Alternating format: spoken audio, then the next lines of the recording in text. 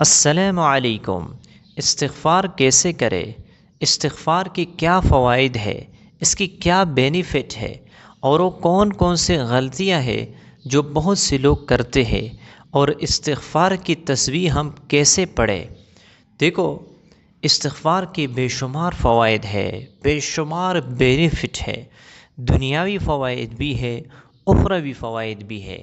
دنیا میں بھی آپ کو اس کے مختلف ثمرات، مختلف بینیفٹ آپ کو اپنے آنکھوں سے آپ دیکھ لیں گے، اور آخرت میں بھی اس کے بہت زیادہ فوائد ہے۔ حضور صلی اللہ علیہ وسلم کا ارشاد ہے، میں آپ لوگوں کی حدیث سناتا ہوں، آپ سن کر حیران ہو جائیں گے کہ استغفار کے اتنے زیادہ فوائد ہیں، اتنے زیادہ بینیفٹ ہے۔ دیکھو، آپ صلی اللہ علیہ وسلم نے فرمایا، من لزم الاستغفار، جس نے استغفار کو لازم کیا۔ اس کا مطلب یہ ہے کہ پابندی کے ساتھ بندہ استغفار کرتا رہے، جعل اللہ لہ من کل ہم فرجا، اللہ رب العزت اس کے ٹینشن کو ختم کر دیں گے، اس کے غم کو ختم کر دیں گے، ان کی پریشانیوں کو ختم کر دیں گے۔ وَمِن كُلِّ ضِيقٍ مَخْرَجًا، اور ہر تنگی سے اسے نکال دیں گے۔ وَرَزَقَهُ مِنْ حَيْثُ لَا يَحْتَسِبُ، اور ایسی جگہ سے اسے رزق عطا فرمائیں گے کہ اس کا وہم اور گمان بھی وہاں تک نہیں پہنچے گا۔ بندے کو ایسی جگہ سے رزق پہنچتا رہے گا۔ تو استغفار کی برکت سے اللہ رب العزت پریشانیوں کو ختم فرما دیتے ہیں، غموں کو ختم فرما دیتے ہیں۔ اگر کوئی بندہ ایسے پریشانی کے اندر مبتلا ہو، کسی تنگی میں کوئی رکاوٹیں ہو، اللہ رب العزت استغفار کی برکت سے دور فرما دیں گے۔ اور جو سب سے بڑا مسئلہ ہے لوگوں کو آج کل، وہ ہے رزق کی، تو اللہ رب العزت استغفار کی برکت سے رزق کی پریشانی بھی دور فرمائیں گے۔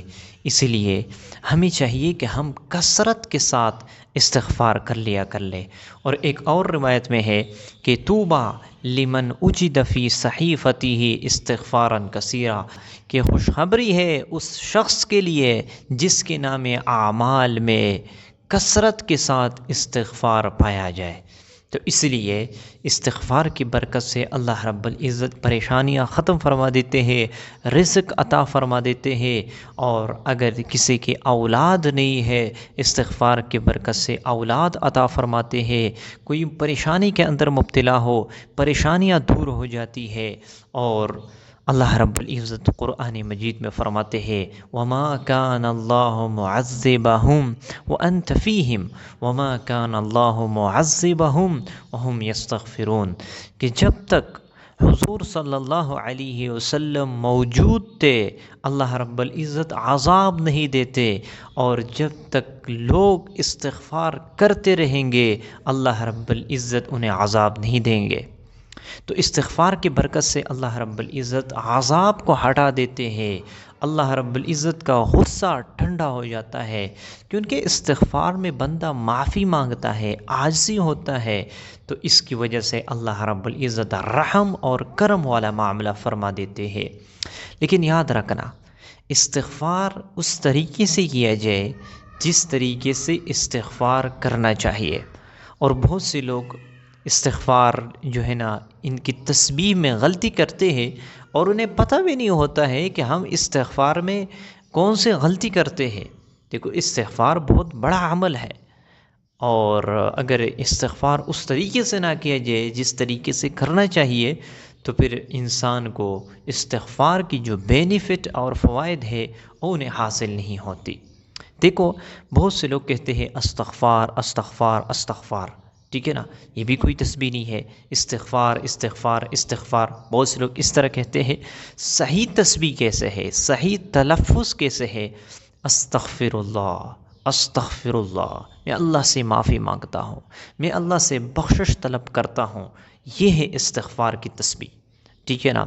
اگر آپ تھوڑا سا بڑھانا چاہتے ہو، استغفر اللہ ربی من کل ذنب واتوب الیہ، آپ یہ بھی پڑھ سکتے ہو۔ لیکن اگر آپ مختصر انداز میں استغفار کرنا چاہتے ہو، تو پھر اس طریقے سے استغفر اللہ، استغفر اللہ، استغفر اللہ۔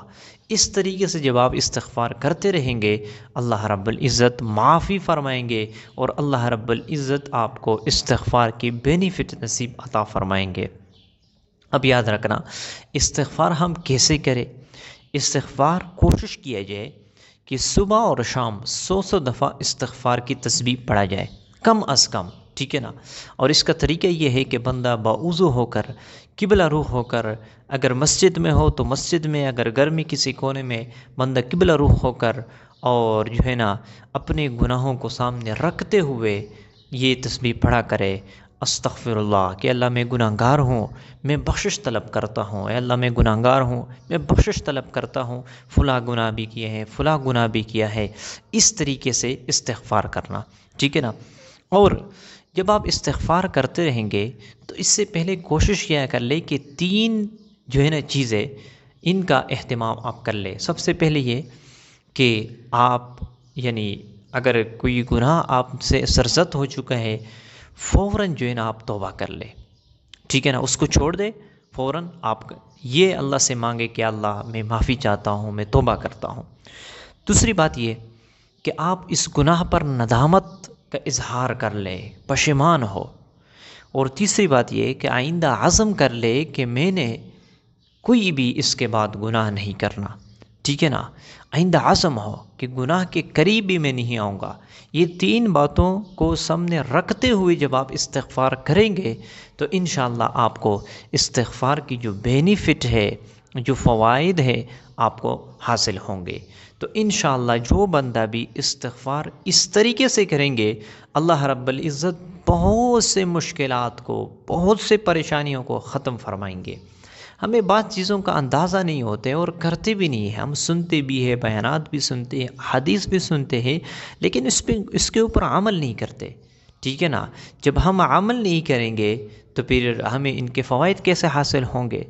ہمیں چاہیے کہ ہم اس پر عمل کر لیں، دل سے کر لیں، اور یہ نہ کہے کہ میں نے کل شروع کرنا ہے، ٹھیک ہے نا؟ نہیں، آج سے ہی میں نے استغفار کا تسبیح شروع کرنی ہے، اور پابندی کے ساتھ جس طرح اس کے آداب ہے اس طریقے سے جو ہے نا ہم نے استغفار کرنا ہے، ٹھیک ہے نا؟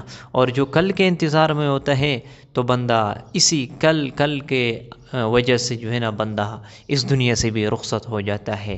اور یاد رکھنا آدمی تب تک بڑا نہیں بن سکتا جب تک وہ یہ کہیں گے کہ میں نے کل شروع کرنی ہے، ٹھیک ہے نا؟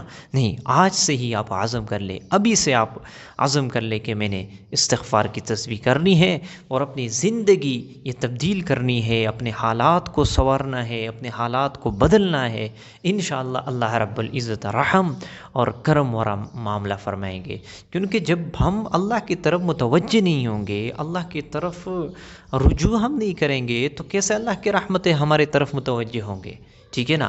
انشاءاللہ تو آج سے ہم عزم کر لیں، میں بھی نیت کرتا ہوں، آپ لوگ بھی نیت کر لیں۔ امید کرتا ہوں آپ لوگوں کو یہ ویڈیو پسند آ چکی ہوگی۔ اپنے دوستوں کے ساتھ اس ویڈیو کو صدقے جاریہ کے لیے سے ضرور شیئر کیجیے۔ چینل پہ نئے ہو تو چینل کو پلیز سبسکرائب کر لیں۔ ملتے ہیں انشاءاللہ نیکسٹ ویڈیو میں، تب تک کے لیے اجازت چاہتا ہوں۔ السلام علیکم۔